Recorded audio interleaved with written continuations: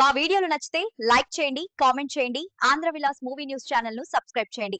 కొత్త వీడియోల కోసం గంట గుర్తుపై క్లిక్ చేయడం మర్చిపోవద్దు. మహేష్ బాబు నటించిన బ్లాక్బస్టర్ పోకిరి సినిమా ఎంతటి సంచలన విజయం సాధించిందో అందరికీ తెలిసిందే.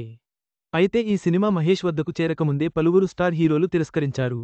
వారిలో పవన్ కళ్యాణ్, రవితేజతో పాటు ఓ బాలీవుడ్ స్టార్ కూడా ఉన్నారనే ఆసక్తికర విషయానికి ఇప్పుడు వెలుగులోకి వచ్చింది. సూపర్ స్టార్ మహేష్ బాబు హీరోగా వచ్చిన పోకిరి మూవీ ఎంతటి సంచలన విజయం సాధించిందో అందరికీ తెలిసిందే. పూరీ జగన్నాథ్ దర్శకత్వంలో రూపొందిన ఈ చిత్రంలో ఇలియానా హీరోయిన్గా నటించింది. ప్రకాష్ రాజ్ విలన్గా నటించగా, షియాజీ షిండే, నాజర్, అజయ్ ముఖ్య పాత్రలు పోషించారు. 2006 ఏప్రిల్ 28న ఈ చిత్రం విడుదలైంది. సినిమాపై అంచనాలు ఓ మోస్తారుగానే ఉన్నాయి. కానీ విడుదలయ్యాక మాత్రం బాక్సాఫీసుకి పూనకాలు తెప్పించింది. థియేటర్లకి జనం క్యూ కట్టారు. మహేష్ బాబు క్యారెక్టరైజేషన్ అదిరిపోయింది. ప్రారంభం నుంచి పోకిరిలా కనిపిస్తూ చివరికి వచ్చిన తన పాత్రలోని ట్విస్ట్ వాహ్ అనిపించింది. క్లైమాక్స్ సినిమాని నెక్స్ట్ లెవెల్కి తీసుకెళ్ళింది. ఆ క్లైమాక్స్ కోసమే ఆడియన్స్ రిపీటెడ్గా ఈ మూవీని చూశారంటే అతిశయోక్తి కాదు. అయితే ఈ మూవీ మహేష్ బాబు వద్దకు రావడానికి ముందే చాలామంది హీరోల వద్దకు వెళ్ళింది. రవితేజని దృష్టిలో పెట్టుకుని ఈ కథని రెడీ చేశారని అంటుంటారు. కానీ తాను దర్శకుడు కాకముందే ఈ కథని సిద్ధం చేసుకున్నాడట పూరీ జగన్నాథ్. ఆ తర్వాత హీరో కమిట్ అయ్యాక ఆయనకు తగ్గట్టుగానే తన కథల్లో మార్పులు చేసుకున్నారట. అలా మొదట ఈ కథని రవితేజకి చెబితే ఆయన నా ఆటోగ్రాఫ్ కోసం ఈ మూవీని పక్కన పెట్టారు.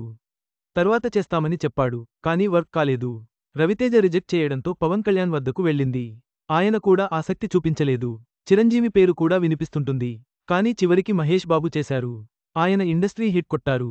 ఈ మూవీతోనే తిరుగులేని సూపర్ స్టార్ అయ్యారు మహేష్. అయితే మహేష్ కంటే ముందే పవన్ కళ్యాణ్, రవితేజలతో పాటు ఈ మూవీ మరో హీరో వద్దకు వెళ్ళిందట. అది తెలుగు హీరో కాదు, బాలీవుడ్ స్టార్ కావడం విశేషం. ఆయనే బిగ్ బి అమితాబ్ బచ్చన్ తనయుడు అభిషేక్ బచ్చన్. అప్పుడప్పుడే హీరోగా రైజ్ అవుతున్నాడు అభిషేక్. ఆయనకు ఈ కథ పడితే అదిరిపోతుందని భావించారు పూరీ. వెళ్లి కథ చెబితే తనకు నచ్చలేదన్నాడట. అమితాబ్ బచ్చన్కి కూడా ఈ కథని వినిపించారట. కానీ పెద్దగా ఇంట్రెస్ట్ చూపించలేదట. ఈ విషయాన్ని పూరీ 99 టీవీకి ఇచ్చిన ఇంటర్వ్యూలో చెప్పారు. ఇలా వరుసగా రిజెక్షన్కి గురైన పోకిరి చివరికి మహేష్ బాబు వద్దకు వచ్చింది. అయితే ఈ సినిమాకి ముందు అనుకున్న టైటిల్ పోకిరి కాదు, మహేష్ సలహా మేరకు మార్చేశారు. పోకిరికి మొదట అనుకున్న టైటిల్ ఉత్తమ్ సింగ్. ఇందులో సిక్కు బ్యాక్ డ్రాప్లో హీరో పాత్ర ఉంటుందట. కానీ మహేష్కి అది నచ్చలేదు. మార్పులు చేస్తే సినిమా చేస్తానని కండీషన్ పెట్టాడట. మహేష్ చెప్పింది పూరీ విన్నాడు. ఆయన మార్పులు చేసుకుని వచ్చారు. టైటిల్ని కాస్త పోకిరిగా మార్చేశారు. దీంతో సినిమాని ఓకే చేశాడు మహేష్ బాబు. వీరిద్దరి కాంబినేషన్లో వచ్చిన ఈ చిత్రం బ్లాక్ బస్టర్గా నిలిచింది. ఆ తర్వాత ఈ ఇద్దరు కలిసి బిజినెస్ మెయిన్ చిత్రం చేశారు. ఇది కూడా మంచి ఆదరణే పొందింది. కానీ ఆ తర్వాత మరోసారి ఈ కాంబోలో మూవీ అనుకున్నారు. జనగణమన చేయాలనుకున్నారు. కానీ వర్కౌట్ కాలేదు. పోకిరి కథేంటనేది చూస్తే హైదరాబాద్ సిటీలో దుబాయ్ బేస్డ్ గ్యాంగ్స్టర్ అలీ భాయ్ తన కార్యకలాపాలు నడుపుతుంటాడు. ఇక్కడ ఆయనకు ఒక గ్యాంగ్ ఉంటుంది. పండుమనీ కోసం చిన్న చిన్న దందాలు చేస్తుంటారు. కొట్టడాలు, కిడ్నాప్ చేయడం, చివరికి చంపేయడం కూడా చేస్తుంటాడు.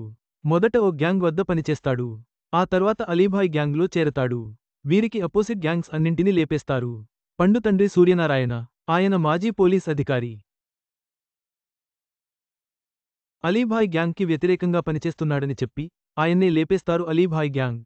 అంతకు ముందు నుంచే అలీభాయ్ గ్యాంగ్తో పండుకి గొడవలు అవుతాయి. వారికి దూరంగా ఉంటాడు.